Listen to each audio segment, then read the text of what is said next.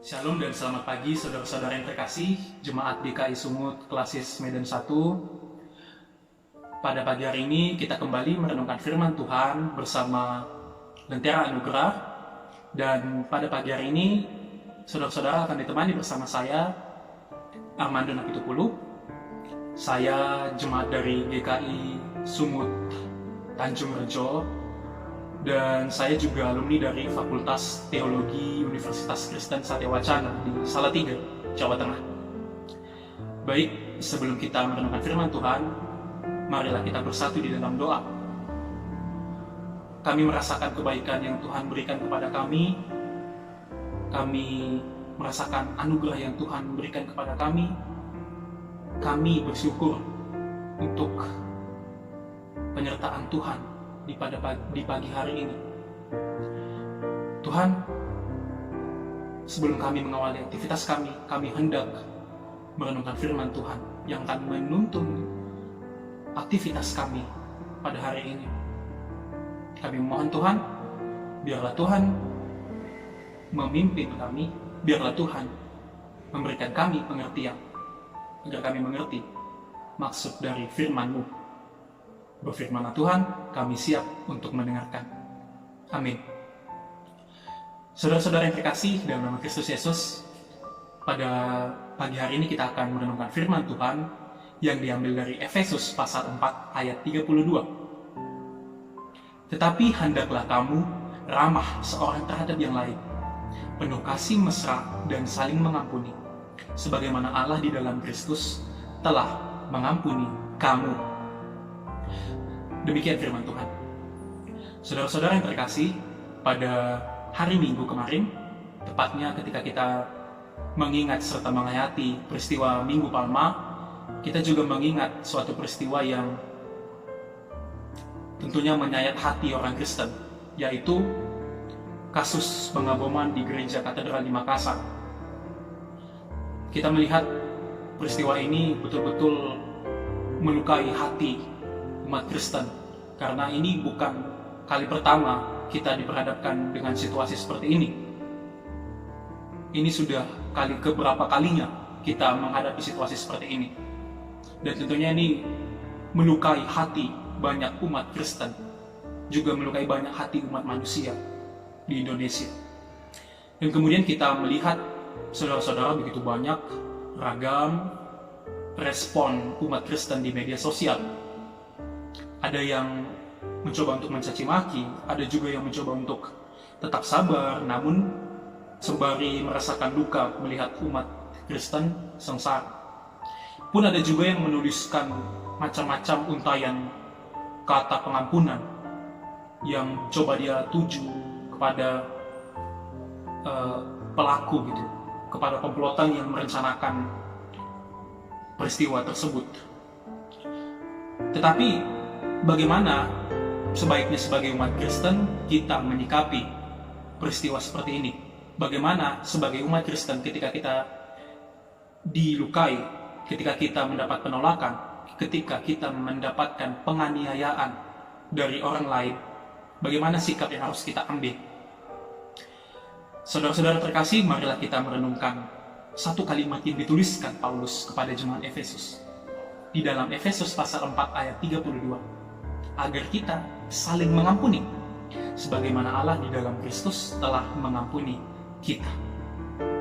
Pengampunan. Kita semua tahu bahwa mengampuni itu sangatlah sulit. Tidak ada yang namanya instan di dalam pengampunan, Bapak Ibu. Tidak ada. Orang harus bergulat di dalam prosesnya ketika hendak terlibat di dalam pengampunan. Tingkat kesulitannya pun akan semakin meningkat kalau tingkat luka yang kita terima, luka batin yang kita terima itu sangat berat. Semakin berat luka yang kita terima, maka semakin berat juga tingkat kesulitan kita untuk mengampuni orang lain yang melukai hati kita, yang menganiaya hati kita. Barangkali kita punya luka batin yang pahit, yang orang berikan kepada kita, seperti penolakan, penganiayaan, pelecehan, dan sebagainya. Tentunya ketika kita tidak mau terlibat di dalam proses pengampunan, akan sangat merugikan diri kita sendiri, Bapak Ibu. Ya. Setiap saat kita akan menggerutu, kita akan marah-marah, kita akan terus berada di dalam ruang penuh dendam atas kekejian orang lain terhadap kita. Hari-hari akan kita habiskan dengan marah-marah, penuh dendam, kekesalan atas kekejian yang diberikan orang lain, atas aniaya yang diberikan orang lain terhadap diri kita. Tapi mari kita berbenah, mari kita memeriksa diri kita sendiri sebagai umat Kristus. Bagaimana mungkin kita setiap hari atau mungkin setiap minggu kita mengucapkan doa Bapa kami, ampunilah kami seperti kami juga mengampuni orang yang bersalah kepada kami. Kita ucapkan itu dalam penggalan doa Bapa kami.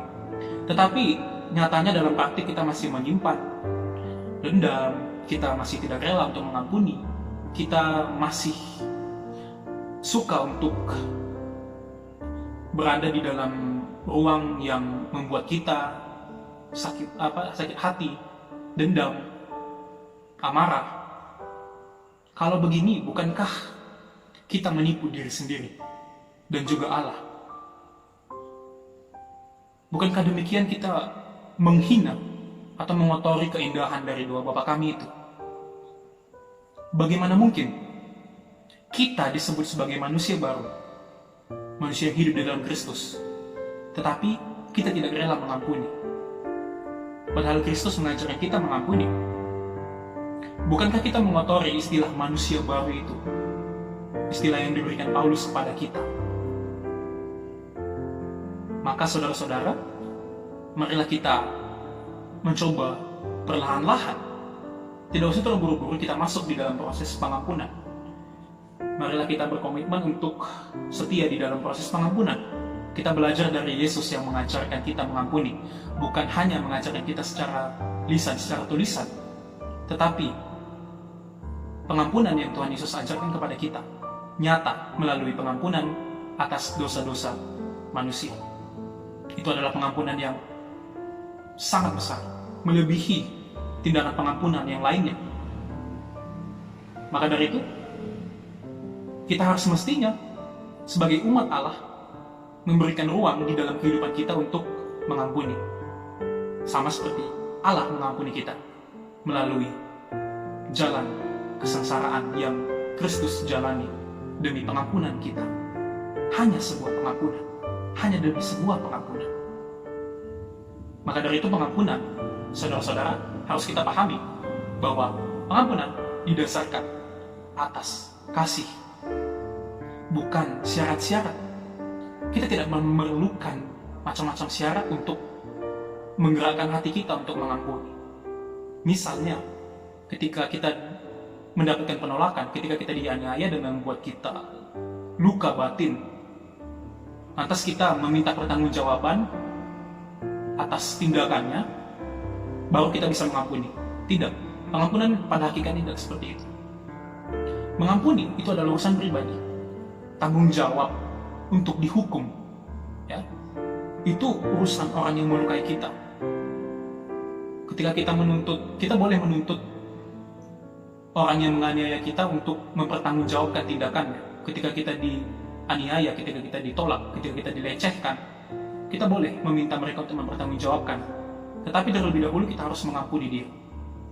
Terlebih dahulu harus ada pengampunan. Jadi, ketika kita meminta pertanggungjawaban kepada mereka, itu bukan menjadi syarat agar kita mengampuni. Tetapi pengampunan harus didasarkan atas kasih, didasarkan atas kemurahan hati kita, sama seperti Allah dengan kemurahan hatinya mengampuni kita di dalam Kristus melalui penebusan dosa-dosa kita. Maka dari itu, Bapak Ibu, saudara-saudara, mari kita menyadari, mari kita selalu berdoa, selalu kita mengingat, selalu kita memohon kepada Tuhan untuk membimbing kita, memimpin kita, menyertai kita di dalam proses kita mengampuni, dan selalu mengingatkan kita untuk mengampuni, sama seperti Allah mengampuni kita di dalam Kristus.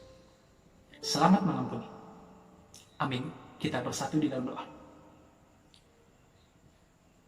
Tuhan Allah yang baik, kami bersyukur hari ini Tuhan ajarkan untuk setia, untuk mengampuni, sama seperti Engkau mengampuni kami di dalam Kristus melalui keselamatan yang Tuhan nyatakan kepada kami. Kami menyadari bahwa itu adalah pengampunan yang sungguh-sungguh besar. Maka dari itu Tuhan, kami mohon kiranya Roh Kudus membimbing kami untuk berproses di dalam pengampunan. Apapun peristiwa yang kami hadapi Tuhan, peristiwa yang kami hadapi sebagai umat Kristen, peristiwa yang kami hadapi secara pribadi, kami mohon Tuhan, ketika kami mendapatkan penolakan dalam peristiwa-peristiwa itu, penganiayaan, pelecehan, kami mohon Engkau mengajari kami untuk mengampuni. Terima kasih Tuhan, doa ini kami landaskan dengan doa yang Yesus ajarkan kepada kami. Bapa kami yang di surga, dikuduskanlah nama-Mu, datanglah kerajaan-Mu, jadilah kehendak-Mu di bumi seperti di surga. Berikanlah kami pada hari ini makanan kami secukupnya, dan ampunilah kami akan kesalahan kami, seperti kami juga mengampuni orang yang bersalah kepada kami. Dan janganlah membawa kami ke dalam pencobaan, tetapi lepaskanlah kami daripada yang jahat. Karena Engkau yang punya kerajaan, dan kuasa, dan kemuliaan, sampai selama-lamanya. Amin. Shalom dan selamat pagi Bapak, Ibu, dan saudara-saudara. Selamat beraktivitas, tetap menjaga kesehatan, dan jangan lupa untuk selalu memakai masker ketika berpergian, tetap menjaga jarak, dan jangan lupa untuk selalu mencuci tangan. Shalom, selamat pagi.